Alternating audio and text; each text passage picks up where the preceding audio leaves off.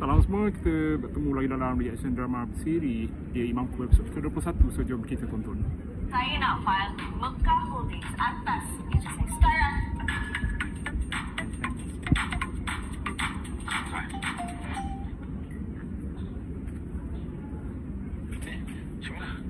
Jumairah nak apa ke? Saya boleh tolong buat nak kopi ke? Tak nak. Kau main awak Gedik dengan dua orang. Taklah Jumairah. Diorang masuk kacau saya layankan je lah. Dan kenapa tak yang boarding macam ni ya? Potonglah baju tu. Tak, Jumairah. Tadi pipe dia bocor. Tu masa saya tengah repair tu terpercik air kena baju saya. Saya lap tu. Baik bocor. Dengan iman awak tu yang bocor tadi. Walaupun Humairah kata dia tak suka, dia benci dekat Budin, tapi kahwin juga dengan Budin.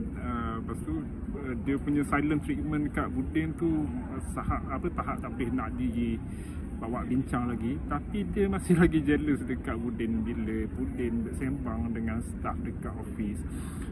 Ada seorang staff tu nak ajak pergi makan ke apa, pergi lunch ke dengan Budin, boleh si Humairah dengar dan Humairah tak boleh terima. Marah pula kat Budin. Dia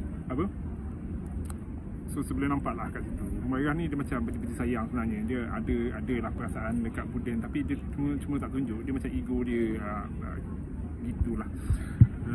Pandai pula cemburu. Nama je isteri tak layan suami, pandai pula cemburu. Kalau ikutkan ni pada saya ni nak kata permulaan dia juga, yang mana Humairah mula ada berubah sikit lah dekat Budin, tapi dia macam masih lagi tunjuk marah dia tu. Dia lain macam sikit dia punya suka kat Budin. Itu pandangan saya lah lepas tengok adegan-adegan yang terbaru ni. Dah kahwin ni maksudnya adalah apa benda yang banyak benda yang boleh dihalalkan antara dua mereka ni, walaupun macam tak suka sangat. Tu belum cerita lagi hal-hal atas katil. Okey, kita jumpa lagi dalam episod seterusnya esok. Sekian.